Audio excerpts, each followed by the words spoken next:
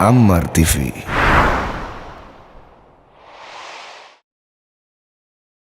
Darah, ya, donor darah membatalkan puasa atau tidak. Ya, pembahasan ini juga pembahasan yang khilaf yang sangat kuat di kalangan para ulama karena mereka khilaf sejak dulu tentang hukum hijamah. Tentang hukum apa? Hijamah. Kalau orang berbekam batal atau tidak. Dalam satu hadis kata Rasulullah SAW, aftarul hajim wal mahjum. Bahwasanya telah berbuka orang yang membekam dan orang yang dibekam, ya. Sehingga mereka mengatakan hadis ini kuat menunjukkan kalau orang yang membekam dia batal karena dahulu cara bekam dengan menyedot. Menyedot apa? Darah, dan kemungkinan darahnya apa? Masuk ke mulut dan sering begitu. Makanya dianggap batal.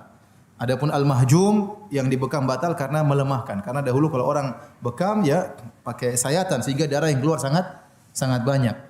Sehingga membuat dia lemah, dan syariat menghalangi jangan sampai puasa bukan mematikan orang, ya, tidak, karena tujuan puasa bukan buat orang semakin sakit, tidak. Nah, kalau orang sudah hijamah paksa puasa khawatir dia sakit. Oleh karenanya orang yang dibekam puasanya batal.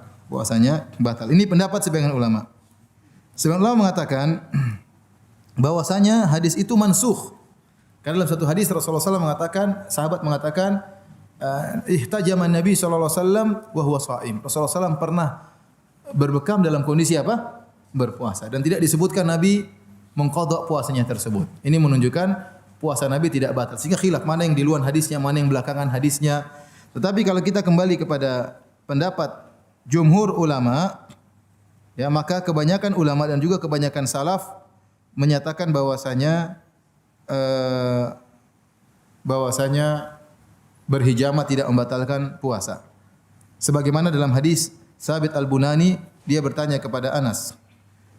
Sabit Al-Bunani bertanya kepada sahabat Anas bin Malik, "Akuntum takrahuna al-hijama lis-shaim?" Apakah kalian wahai para sahabat? Jadi Sabit Al-Bunani tabi'in, dia bertanya kepada Anas bin Malik sahabat. "Akuntum takrahuna al-hijama lis-shaim?" Apakah kalian para sahabat tidak suka bekam bagi orang yang sedang berpuasa? Ala ahdi Rasulillah, di zaman Rasulullah sallallahu alaihi wasallam. Qala la. Kata Anas, la illa min ajli dha'af, ya, illa min ajli dha'af, bahwasanya kami tidak suka kalau membuat lemah, ya. Artinya apa? Kalau sebabnya karena membuat lemah, ya. Kemudian juga dalam hadis Abu Sa'id Al-Khudri, jadi sebabnya karena masalah lemah. Karena hijamah membuat orang lemah dan mengkhawatirkan orang yang hijamah kalau puasa bertambah sakitnya. Hadis Abu Sa'id Al-Khudri, beliau berkata, "Rakhasa Rasulullah sallallahu alaihi wasallam lis-shaimi fil hijamah." Rasulullah SAW beri keringanan bagi orang yang berpuasa untuk berbekam. Para ulama berdalil dengan hadis ini, kata Abu Sa'id Al-Khudri, rakhasa, Rasulullah SAW beri keringanan bagi orang yang berpuasa untuk berbekam.